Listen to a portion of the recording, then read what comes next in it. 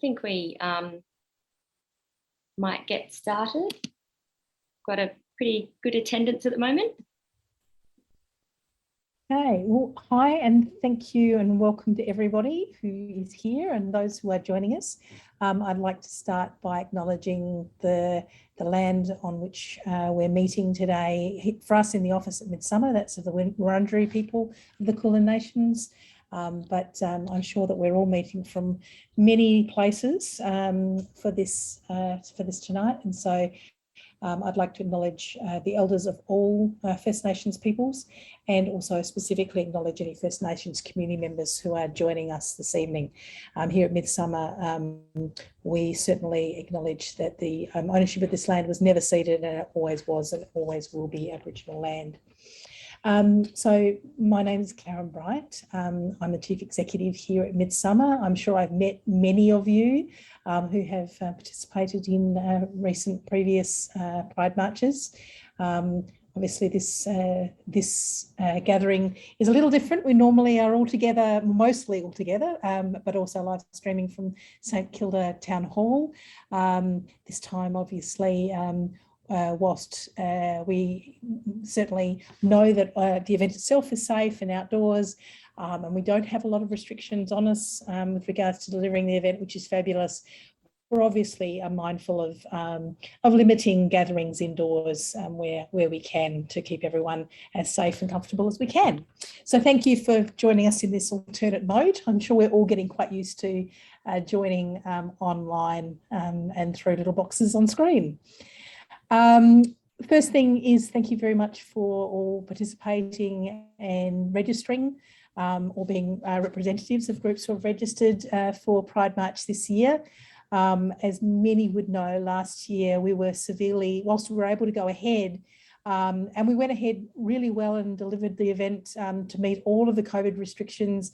We were under quite hefty restrictions last year in May, which was mid-autumn instead of midsummer. And that did mean that our groups were representational. Everyone was capped in numbers. And so it is really wonderful to be able to be back delivering this event without those restrictions in place, and with people allowed to watch the march again in person rather than just online. So whilst we certainly had people really support us in doing that last year and not lining the sides of the street, we're really looking forward to having people being able to take part and enjoy the event again in its full glory. The purpose of today is for us to work through a whole lot of logistical areas, just to make sure that you're all fully ready for Sunday, aware of everything that we need to do to make it a safe and happy and joyful event, to be able to ask any questions, and just be all prepared, ready for Sunday. Sorry if my voice goes a little bit, it's not COVID, I'm an asthmatic and I've been wheezing a little bit the last few days. So the main thing, it is quite a big event for us. We're expecting about 9,000 marches this year, which is not quite the record, but it would be the second highest attended or marched event that we've got recorded in recent times. And obviously the logistics of moving that many people safely and to meet all of the requirements of councils and government these days from one end of the street to another is quite hefty. So please bear with us as we work through and talk you through all of the maps and logistics, so that hopefully you can have a smooth and enjoyable day. I will be back a bit later to help assist with answering any questions people might have, but I'm going to hand over to our production and operations manager, Sasha. Hey. Hi everyone, as Karen said, my name's Sasha and I'm the Production and Operations Manager at Midsummer Festival. Thanks so much for joining us online tonight. We're super excited to see this event come to life again after the challenges we've been faced with COVID. So I know a lot of you have been participating in Pride March for many years, so some of this information will be a repeat of what you have heard before, but there have been some significant changes, so it would be great to have your attention across all of our speakers this evening. To begin with, I'm going to run through the Pride March site and point out some key elements and changes for you to be aware of. Then we're going to have some questions at the end of the session, but hopefully most of what you need to know will be talked about by one of our speakers. So what you can see on the screen now is the Midsummer Pride March 2022 map. This is an overview of the entire event site. So before I take us on a walkthrough of the map and locations on site, there are a couple of key points about the event this year. The key differences are, unlike 2021, there are no tickets for participants. However, whether you're a participant walking or on a motorbike or in a car, all March participants over the age of 12 years and 2 months must have to show their valid proof of vaccination or valid medical exemption to enter the march. So all March participants will then be wristbanded at their designated marshalling area. Second thing, as it was in 2021, Ian Johnson Oval is again fenced. So this is the main marshalling location for all of those marshalling on foot. And Katana Gardens, where the march concludes, is not fenced and it's open to the general public again to enjoy the post-march celebrations. Finally, we are welcoming spectators back to the streets to watch and enjoy the march. However, we are not live streaming the event this year.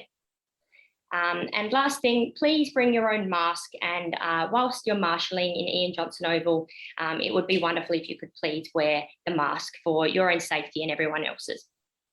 So starting from the right-hand side of the screen, that's the big green area of Ian Johnson Oval marshalling area.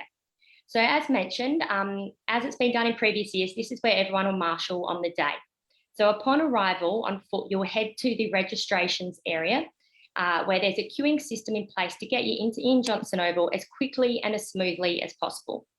In order to get you into there, I've also added a small registrations area on Lakeside Drive 2, as well as Fitzroy Street. This will be about half the size of the main one.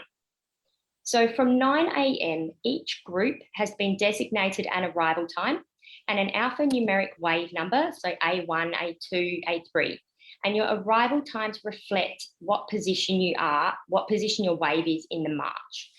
So if you don't know what your wave number and arrival time is, please refer to the second Pride March participant newsletter that was sent out last Friday. Otherwise, you can jump online on the Midsummer Pride March registrations page where all this information is. At registration, the first step, you'll be greeted by one of our wonderful volunteers or staff, and you'll be signing into the Victorian Government QR code. You'll show your vaccination status or your valid proof of medical exemption. As I said, staff and people will be directing march participants to this area and also to ensure social distancing in the queues is being maintained. Then you'll move forward into the next spot, which is under a marquee, and that's where you will be wristbanded. Inside the Oval, as per usual, there's food vendors serving coffee, breakfast, there's a water station, so bring your refillable water bottles, there's first aid, and there's portable toilets in 2 separate locations. And there is also a first aid tent, which also has a COVID isolation tent for anyone presenting with symptoms. But please, I reiterate, if you're not feeling well and you do have symptoms, please don't come along for the day. So across to the right-hand side of the park is the vehicle marshalling along Lakeside Drive. So this is where all march participants in vehicles will line up in preparation. So the road is closed and there are traffic controllers there letting groups in one by one at the corner of Lakeside Drive and Village Green Drive. So this area will be open from 9 a.m. till 10:30 a.m. and it will also be attended by Victoria Police to conduct breath testing and random drug testing. So those participants in vehicles, both drivers and passengers, will also be required to check in and show your vax status too before being given your wristband. And there'll be some wonderful Midsummer Festival representatives at this site to manage this nice and smoothly. In addition, for the second year, we have a Yarra Trams Rainbow Tram in the event, and that'll be in position from 10:30 a.m. on Fitzroy Street, and that's stationed near the march starting point on the corner of Lakeside Drive and Fitzroy. So you have a look at the orange line. This is the route of the march, which many of you are very familiar with. And near where it says start, this is where the accessible marshalling will be. So this space is where people who use wheelchairs and other people who have indicated that they have any access requirements can marshal. There will be volunteers here communicating which groups are coming past and when to join your group. Volunteers will have a list of participants who have stipulated that they have these requirements and they've booked, not booked tickets, and they've requested a spot there. QR codes, vaccination status and wristbanding will also be done at this location. So moving into the middle of the screen along the parade route, we have an accessible viewing area. This is at the tram stop on the corner of Fitzroy Street and Park Street, and this is providing a platform and safe space for any audience members with accessibility needs. And then as you continue down the orange route, you'll arrive at Katana Gardens, where we have our post-Pride celebrations, and all are welcome to join again for 2022, which we're super excited about. Okay, I'll move on to another slide here. Okay, this is just to give you a little bit more of a visual of Ian Johnson Oval. So you can see the black sections are where you queue and the volunteers and people were there directing you where to marshal. So one thing to note, knowing your wave number is really crucial in helping this run as smoothly as possible. There are nearly 250 separate groups and the Midsummer Festival representatives on site. They may not necessarily know where your group needs to know. So if you ask your group leader what wave you are before you turn out, that's super handy for everyone. Down to Katana Gardens. So as we mentioned, this area here is free and accessible to enter for anyone who's within the area and wants to join the festivities. There is a stage which will be operational from 11 a.m. until 4 p.m. There is a bar, there are food trucks, toilets, first aid, hydration stations running throughout the afternoon for everyone to join and have some fun. Okay, now just going back to the marshalling and vehicle assemble areas, just to reiterate the really important information here. We need everyone to be aware of where they are meant to be and at what time, just so we can get everyone in really quickly and smoothly. So as mentioned, Ian Johnson Oval in Albert Park from 9 a.m. to 11:30 a.m. for everyone on foot. Please don't be late, as we can't guarantee that you'll be able to join your march if you don't arrive sort of within your allocated times. They've been broken down into 15-minute windows so that we can get everyone in really smoothly. It has all been emailed through to you, but if you don't know, like I said, jump onto the Midsummer Festival website, have a look. And if you do have more questions, email the admin at email. Once you have arrived inside into the fenced off areas, there will be many volunteers there. They'll have clipboards and wave marshals, and you'll be able to see clearly where you need to go. The wave marshalling managers are Linda and Gordon, and they have been doing it for so many years. They are really well versed with the process, so they'll be there to assist and make sure you get onto the road in due time.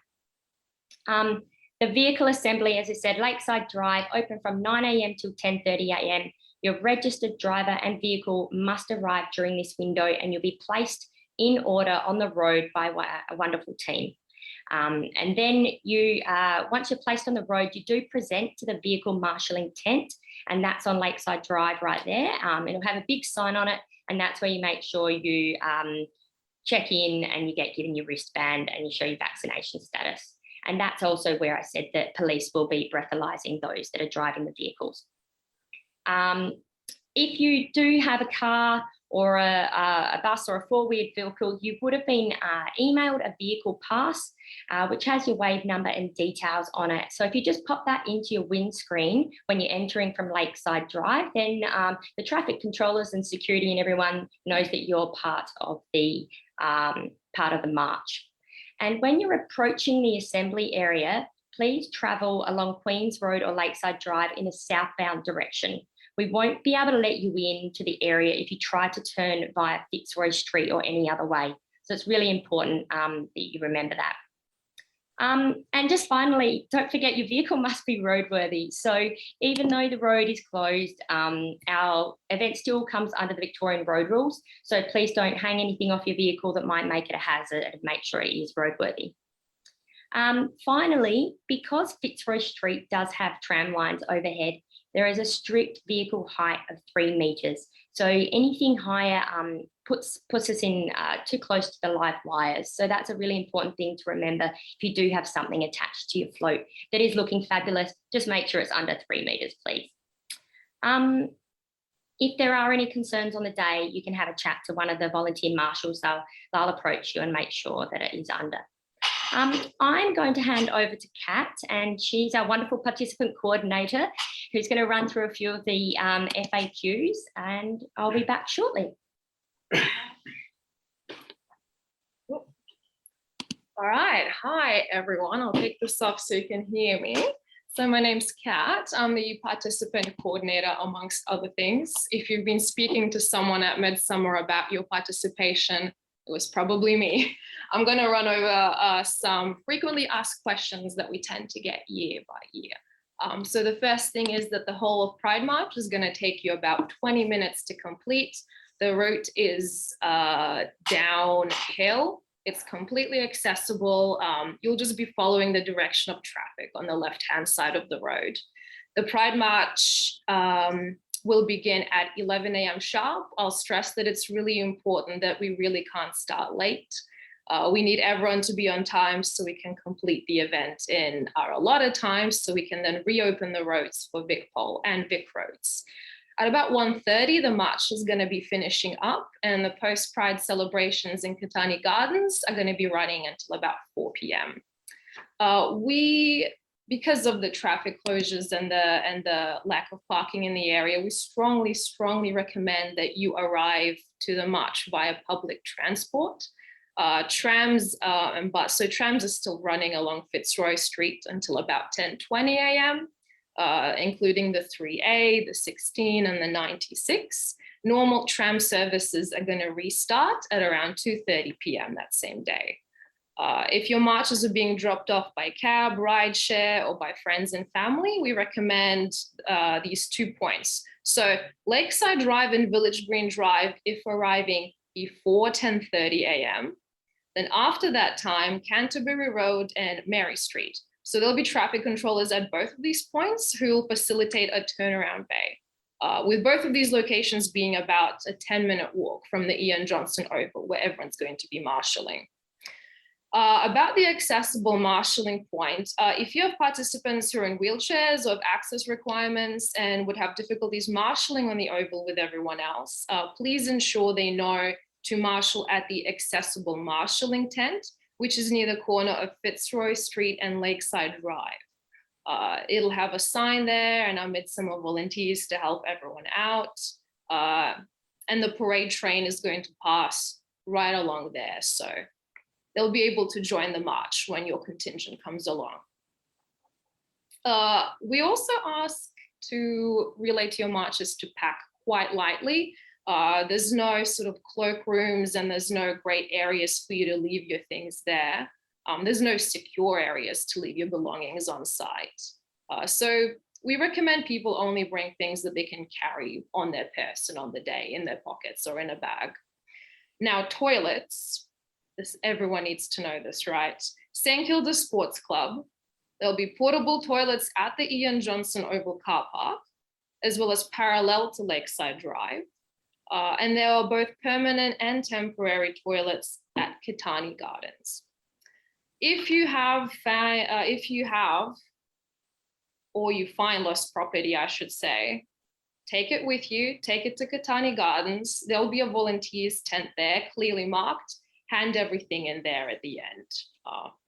It's clearly signed as the volunteer's tent, so you'll be able to find it easily. Now, also as our agreement with the City of Port Phillip Council, we can't have any balloons, we can't have any confetti or any glitter as part of your float. This is just to protect the coastline and the environment in the area there. We do, however, accept bio-glitter, and this is available online or in stores. This year also, you might remember from prior communications, we're unable to allow any handouts on the street because this slows down the parade route and it creates a lot of litter to clean up after the event, which we kind of hope to avoid. And also at this stage, it also doesn't comply with our COVID safe procedures and restrictions. So we just want to be safe. We'll avoid hand-to-hand flyering this year. That's it for the FAQs. At this stage, I'm going to hand over to our communications and marketing manager, Felicity McIntosh. Hello, everyone. It's so great to see everybody here and ready for Pride March on Sunday. I wanted to remind everyone firstly about the Pride March Awards, which have been running since 2017. These are the awards that are intended to encourage everyone to be bright and colourful and bring a meaningful message while on the march route. The winners are selected by a panel of diverse community representatives, and we announce the winners of the Pride March Awards in Katana Gardens after the march. The categories for the awards are the Peter Dewilt Award, which is the most significant message.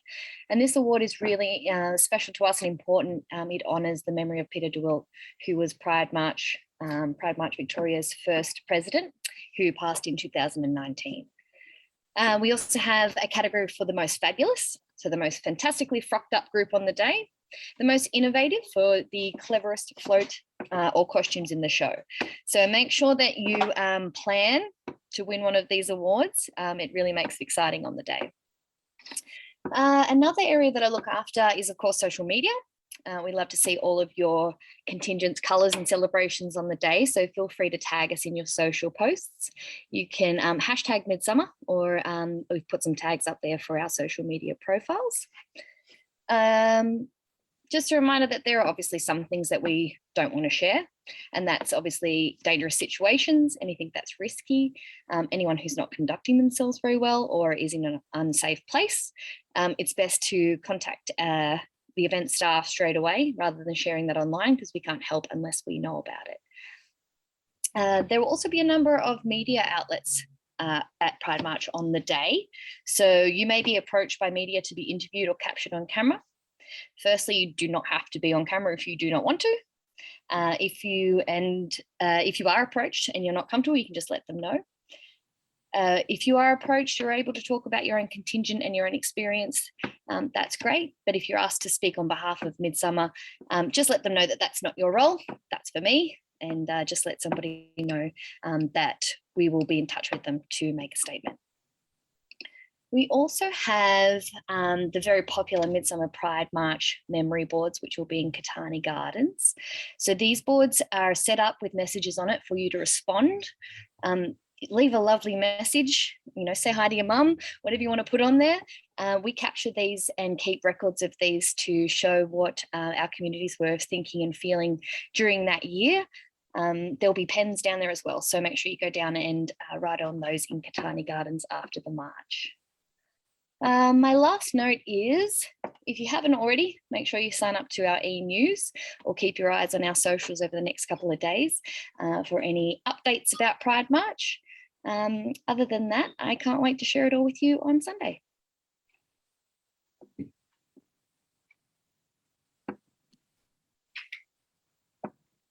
Jackie, this is, we'll hand over to you now. Thanks, Sasha. So my name's Inspector Jackie Klein. I'm from Victoria Police. I'm the local area commander for Port Phillip, and will be working alongside many of the good people from Midsummer on Sunday. And also within this group somewhere is Senior Sergeant Mark Denton, who is working with me on the day and has been involved in all the planning leading up to the event. And can I just say that we are so pleased that this event is taking place without all the restrictions that we've seen in the past, and we're really looking forward to seeing everyone being able to celebrate and have a fantastic day and go home safely at the end of it. So just touching on the police role for the day. Obviously, we're there to provide a safe setting for the event for those that are attending the parade, and for others who may not be attending but will be in the St Kilda area for other reasons on that particular day. So We'll be working alongside Midsummer and other stakeholders during the event, and we'll work together to ensure that everyone has a wonderful day and, as I said, goes home safely at the end of it. So obviously we'll have a visible presence there on the day with police members in uniform. We have around 50 members that will be working at the event, and that's really on par with you know, the number of police members we would have working at any other event that would attract these sorts of numbers coming into one area. So as it has been mentioned, there will be breath testing on the day of all the vehicle drivers and motorbike riders as well. There will also be random drug testing. There is no legislative requirement to undergo alcohol or drug testing unless you're seen in charge of a vehicle or motorbike by police. So in saying that, Midsummer Festival's policy is that all drivers and riders must remain with a 0 blood alcohol level and no drugs, and that's by virtue of the registration that you've agreed to be tested. So Midsummer and police will work together and will notify Midsummer of any breaches for failing to submit to a test throughout the day. And if you do not participate in testing, there's obviously some legislative requirements or legislative penalties that can apply. And as I said, Midsummer will be notified, and that may result in a restriction in participation. So we've never had any of those issues in the past, and we don't anticipate that we will have those issues for 2022. So all other road rules apply except for 2 exemptions, and I'll go over those in a minute. But just be aware that all the other road rules are in place when you're out and about. So the exemptions are no seat belts. So you can move freely around inside your vehicle, but we ask that you do it cautiously. We don't want to see people moving from the front seat to the back seat and vice versa, or hanging out of your vehicles. The exemption is really about allowing a person in the back seat to move from side to side within the vehicle so that they can interact with both sides of the parade. You can sit on top of a back seat in a convertible vehicle or similar. Again, the purpose of the exemption is to allow you to be seen and to interact with spectators on both sides of the parade.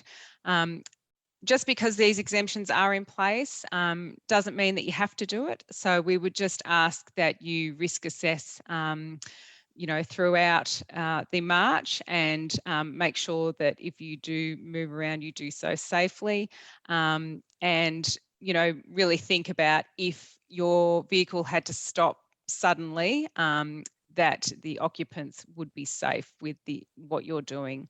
So just decide what's best for you. Victoria Police's preference is for children not to participate in these exemptions, and that's really self-explanatory for safety reasons. Now, the 99B application for the exemptions does not allow for no helmets, so that was rejected by the Road Policing Command of Victoria Police, so helmets are required to be worn. So as I said, all the other road rules will apply. So if you ask yourself, can you do this on a freeway? And the answer is no, then you can't do it at the parade. So just additionally, police may video tape the event. So just because you don't immediately get spoken to by police doesn't mean that you may not get spoken to at a later date as we review anything that we need to.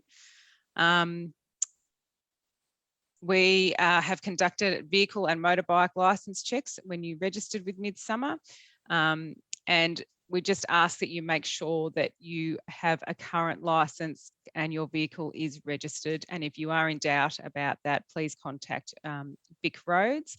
They've got an automated service that can check your details. because we may conduct further checks throughout the day to ensure there's compliance with those conditions. If you could all please ride or drive at walking pace and a speed that you can stop quickly and safely. Spectators may come across the parade route to get to the other side, so everyone needs to be aware, I guess, for those unexpected things that may occur. Do not throw anything out of your vehicle or from a bike. We don't want to see anyone being injured, and although sometimes people have really good intentions and it's fun, sometimes things can go wrong. So we just want to see everyone have a wonderful and safe time. And likewise, nothing is to protrude from moving vehicles or bikes at a length where it would reach spectators. So our overall aim is for a safe and lawful event, and we all have a responsibility to ensure that this happens. It has happened for many years previously. It's always been a wonderful event, and like I said, I'm sure that this will continue for 2022. Just finally, in Katana Gardens, don't BYO alcohol. There's no open alcohol or glass on the St Kilda foreshore and in Katana Gardens. And as was mentioned before, Midsummer is running a bar from 11 a.m. Till 6 p.m. So there's plenty of opportunity for people to enjoy that. And if I can just finish off by saying, please enjoy the event. And I'm sure if everyone does their bit, you'll barely notice that police are there. But if you do see the members walking around, please feel free to come up and say hello. Thanks, Sasha. Thanks very much, Jackie. My name is Martin Leach. I'm the safety officer of the day. As Jackie said, we want to make sure that the whole event goes off safely without incident. But also want to make sure that you are enjoying yourself. That's really the main point of the day, and having a day full of fun. As I say, we want to try and do that safely. So what I'd like to do just over the next couple of minutes is explain a bit more about how we manage safety for the event. First of all, the main people that are responsible for safety are you. You need to look after your own safety, because if you're not looking after your own safety, potentially it's going to let your other colleagues on your march down. Secondly, look after your colleagues and make sure that they're doing things safely as well. That's really important.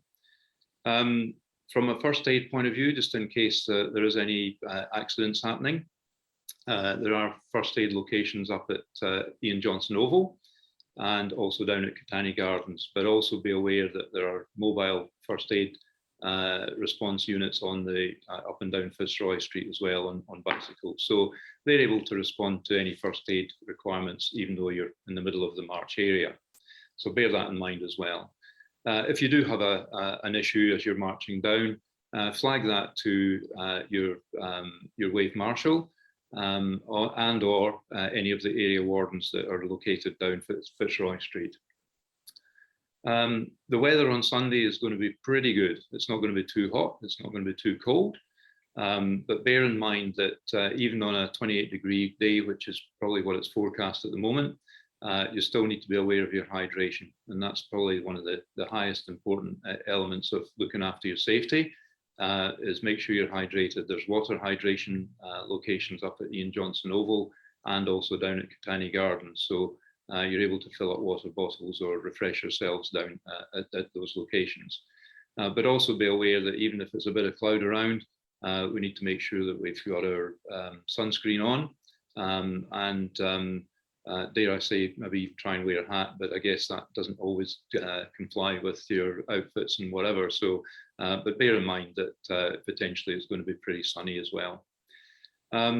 Also, as Jackie's already mentioned, please don't be throwing anything into the crowds. That's one good way of potential accidents happening, and a requirement for first aid. Remember that there's no alcohol or drugs. We're not allowing any pyrotechnics, no flares or anything like that at all across the whole event. So if anything like that happens, then obviously there'll be a bit of a response to that to make sure that it's sorted. In terms of the emergency operations, the general organisation of that, there is an event operations centre located on the event site, and any incidents are generally reported into the EOC, so that appropriate response can be made. As I said earlier, there's safety wardens located both at Ian Johnson Oval and at Katana Gardens, but also down the march route itself.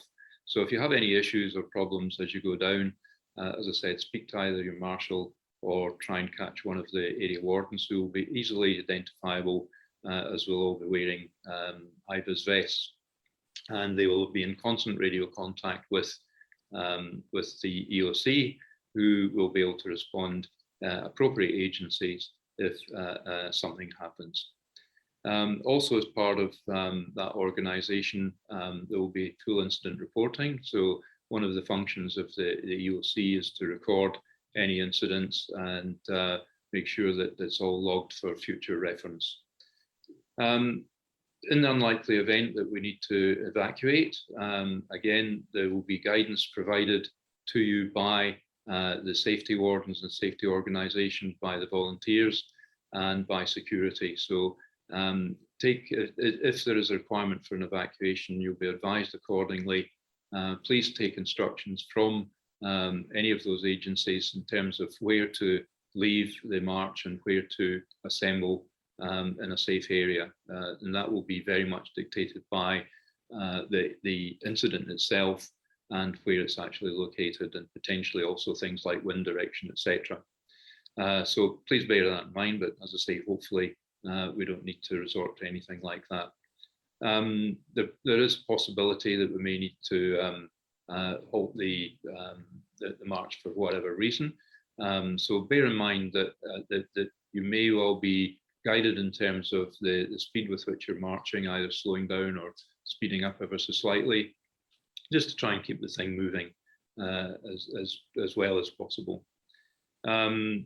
Finally, in terms of COVID safety, we do need to recognise that we're still in a COVID situation.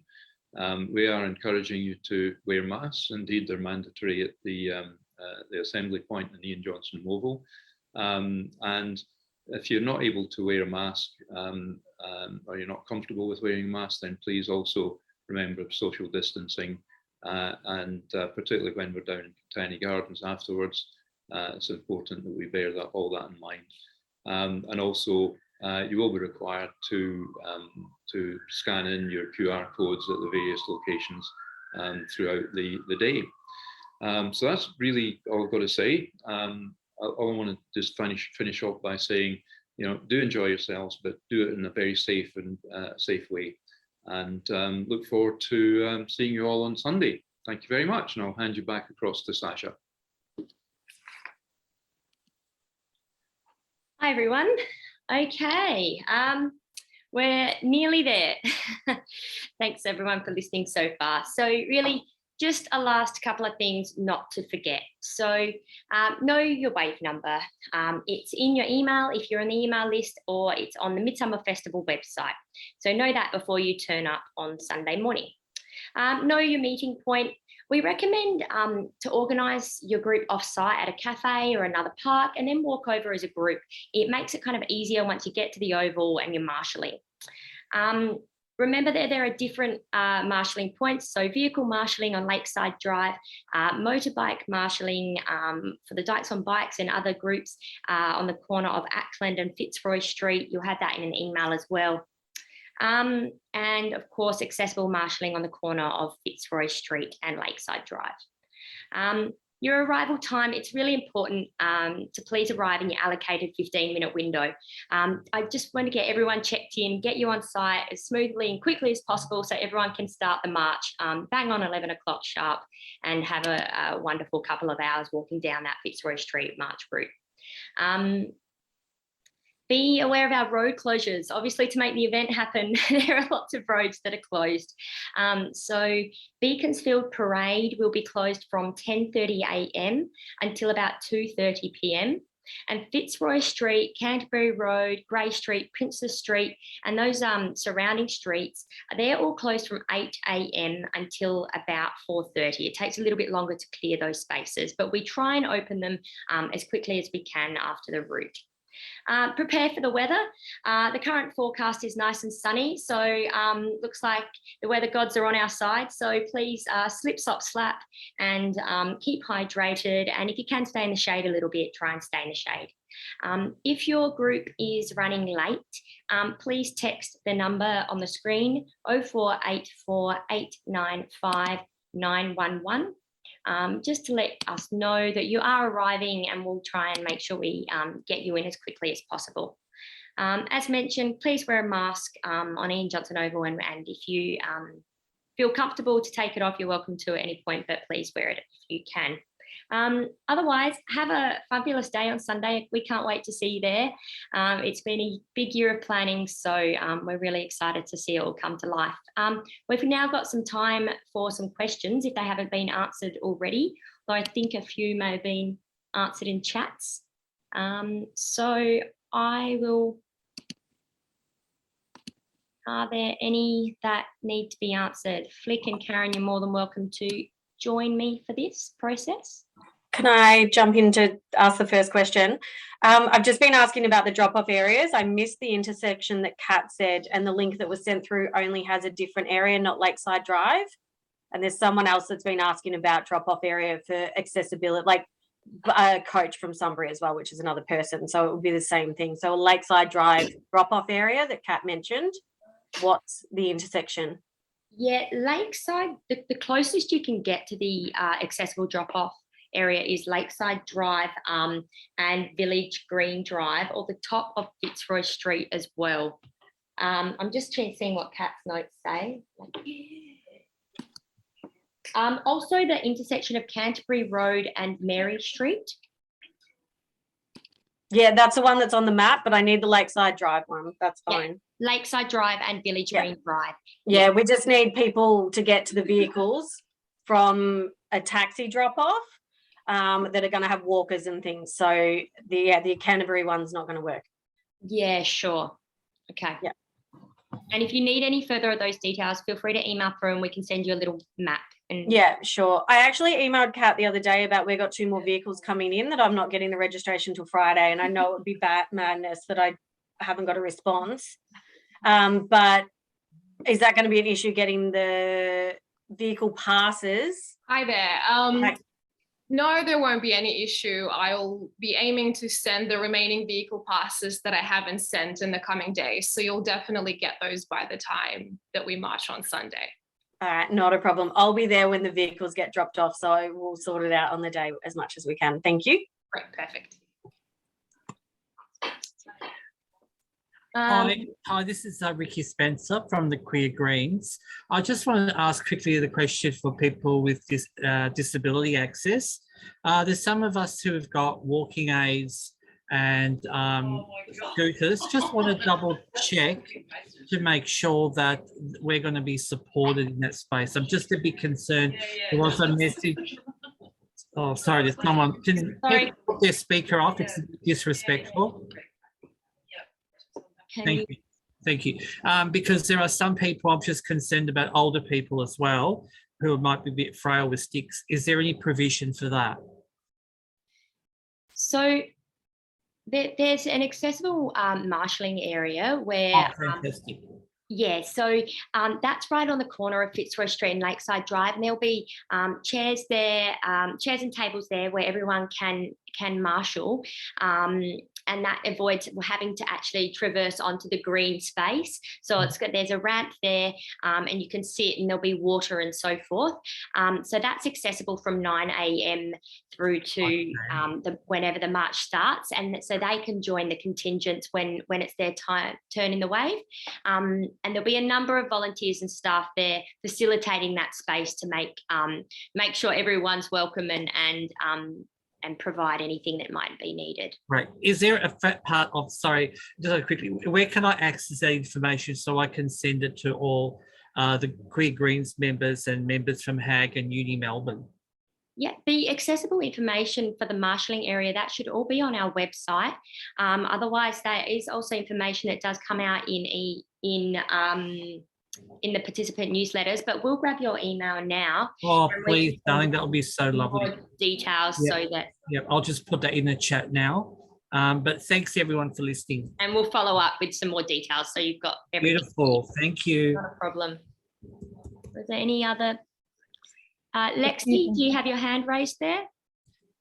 Thanks for that. I just had a query regarding vehicles, whether or not the emergency service vehicles will actually be driving with their marchers. Last year, I know the vehicles were separated from the marchers for each of those services. I'm just conferring with the Sure. Wave Marshal coordinator. Bear with me one moment. We might need a double check. We'll double check that one and let you know. Not a problem. Thank you. Okay. Lexi, can I just confirm where you're from?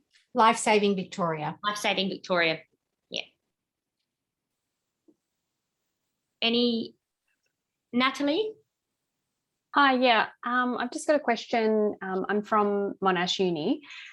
Just wondering if you've got any documentation about the COVID safe plan. I've seen on the website that, because I guess essentially we need to be referring back to your COVID safe plan and the sort of way that you've registered it with the government. Do you have any sort of documentation that we can be putting into our Sure. So look, safety briefings? Our COVID safe plan is online and we've met all the current requirements for an outdoor event in Victoria at this time. We've been working really closely with DJPR and DHHS, who will be coming down on the morning of the event and having a meeting as well. So our COVID safe plan, you can access it online. There is a link to it. So I can, if you can't find it, it is on the General Midsummer Festival website. And there is a link to the PDF there. If you are requiring any further information, you're welcome to email admin @ and I'm happy to jump in and answer any specific questions that are required or anything that you might need to meet your group's questions. Yeah, and is it a specific one for Pride March? Because I found something for Midsummer Festival, but not specifically for the Pride March. The Midsummer Festival overarching COVID safe plan does cover, we've got 3 major events and that is the same, meets the same conditions for each of our major events. Okay, all right, great, thank you. Not a problem.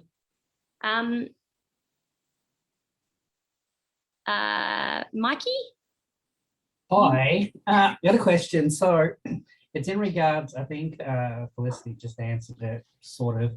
So we're Wave J. The march starts at 11. Our marshalling is 10:45, and there's going to be about 100 of us. So how is this going to work with getting there within the allotted time? If the march is starting, where are we going to, how am I going to marshal all my guys so we can go through? Yeah, so Wave A will start and it takes about 20 minutes for each group to get to the end of the march. So it sort of staggers down. So if you're Wave J, that's why you've been given a bit of a later start time.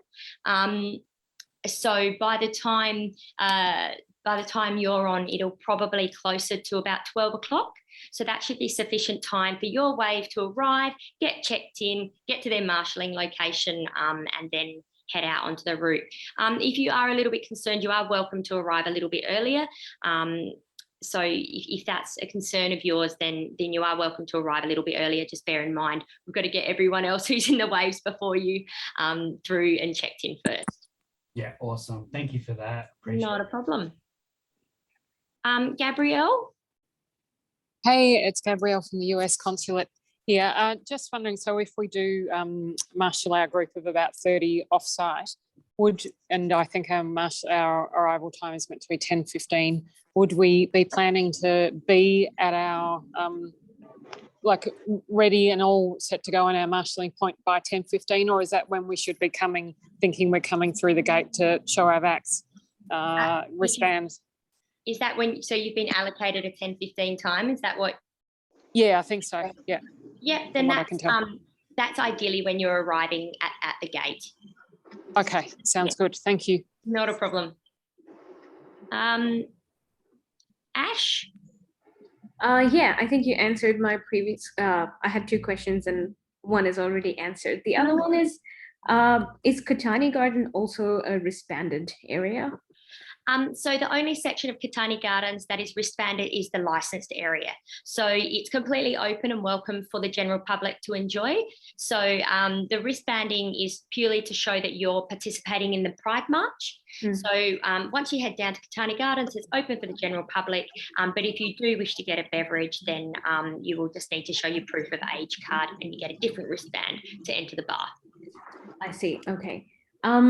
And I have another question. So our arrival time is 9:30. However, we have someone who could be late. So should we just say not to come to anyone who is going to be later than 10? Or no, that's okay. I think if you can get as many people in as early as possible, then that's fantastic. And if we probably might even open a little bit before 9 if we can. So yeah, if you can just get as many of your contingent there as early as possible. And if you do have estimated numbers that you haven't shared with us yet, please send them through to the admin at email, because it does help us manage how it's all going to run smoothly. So it's good for us to actually know how many are in your marching groups. Yeah, definitely. When we initially sent through the numbers, they were different, but now they're different. So I will send them through. Yeah, and we understand that does change, but it does really help making sure that we get this as smooth as possible on the day. That makes sense. Thank you so much. Any more questions, or are we merely Cheryl? Is there Cheryl Bryce? Yeah. I'm wondering if we have access to the Bowls Club steps. Is where we usually get up on our stilts. We didn't have access last year. Just wanting to check that. So St Kilda Bowls Club isn't the usual. It used to be where the registration took place. Do you mean stilts as in? I'm a stilt walker. We're stilt walkers. I'm sure we could try and accommodate that for you. Bring us. It means it's a lot more awkward in carrying that than in the march in a trolley. Sure. Sorry, you cut out a little bit there, Cheryl. But we'll do our best to accommodate a location for you to get up on your stilts. Are you there? Sorry, I think we might have lost Cheryl. Right. And yeah.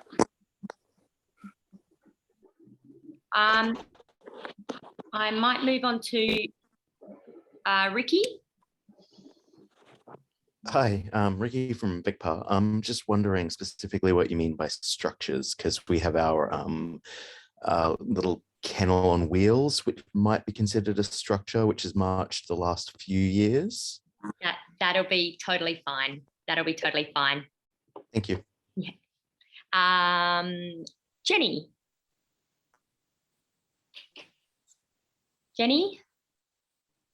JS, okay. Okay, so sorry, here I am. Hi, Jenny. Hi, so I'm bringing a coach from Shepparton. Okay, I found out that we can drop off passengers at Lakeside Drive and Village Green Drive, is that correct? Yes, that's correct. Okay, where can I park the coach afterwards? Because I'm marching as well. Look, I wish I had a really good answer for that.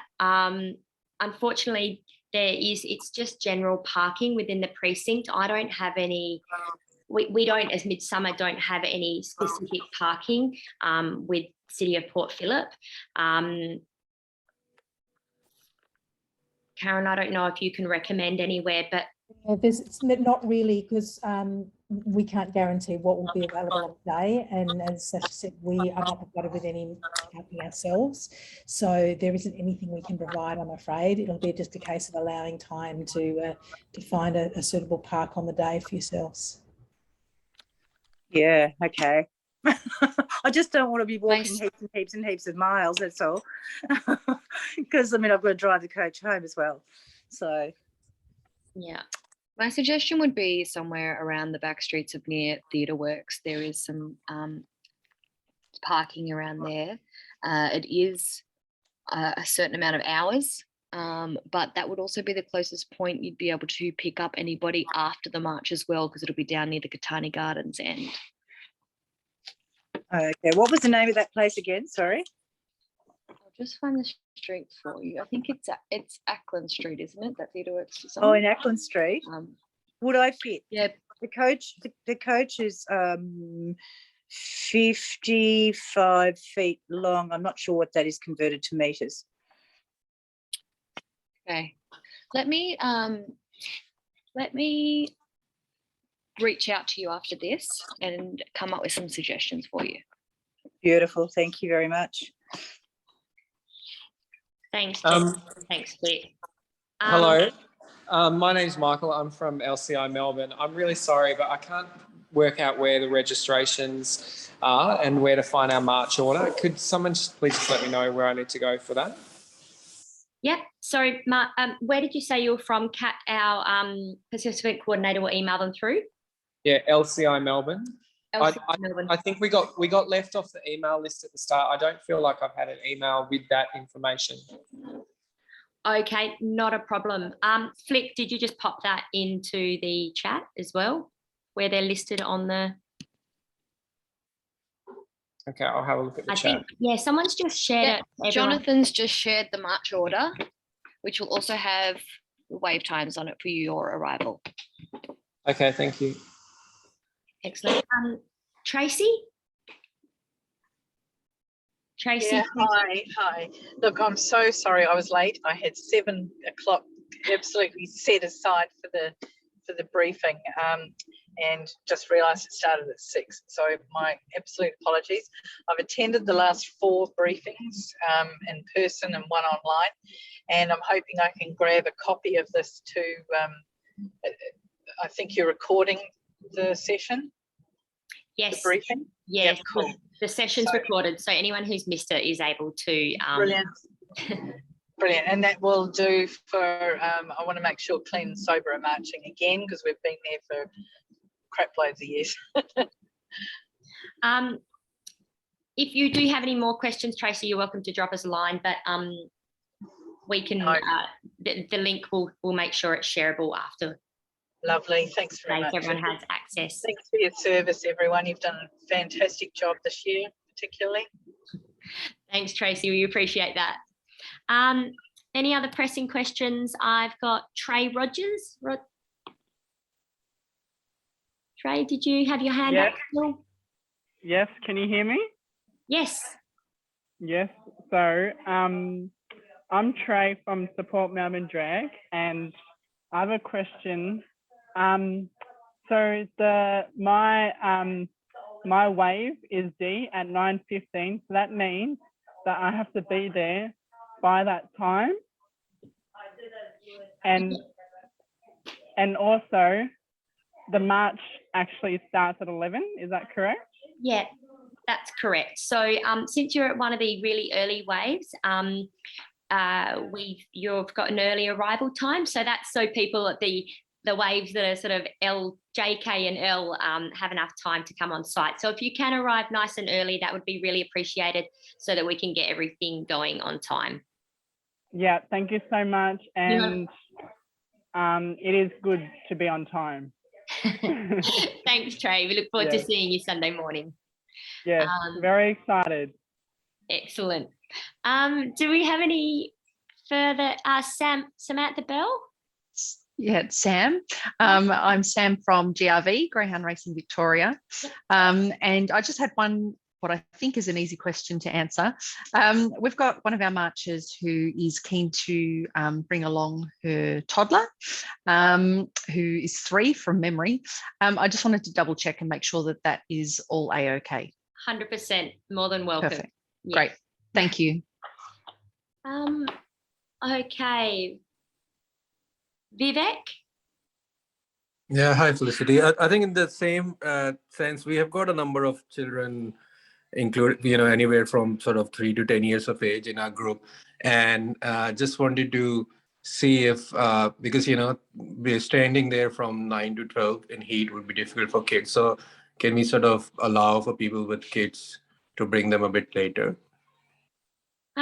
Look, if you are in an early wave, I do recommend trying to come as early as possible. There are there's some shady trees there. There's water on site. There's some food on site, and there's also a spot where you can come in and register, and then you are able to leave again if you do want to go off to a coffee shop and sit down for a little while. I just advise that you do make sure that you're back within good time to make sure that you're marshalling there with the wave and able to get onto the route. So nothing. Well, But I do understand little children. I do understand it's a bit hard for them waiting a long time. Yeah, look, I think that's a good suggestion of going away, but we are not in early wave. We are in sort of one of the later waves. So that's why just a little bit of worry there. Okay, not a problem. Maybe a couple more questions. I think that's everyone. Wonderful. Well, thanks so much, everyone, for joining us tonight. We appreciate it. I know it's a lot of information to digest. So if you do have questions, please do reach out or jump online, have a look at the website. It's pretty comprehensive, so it should all be there. And otherwise, we look forward to seeing you bright and early Sunday morning. So thanks very much. And thanks to the other speakers who joined us tonight too. Thanks, everyone. Everybody, very excited. Bye, everyone. See you Sunday.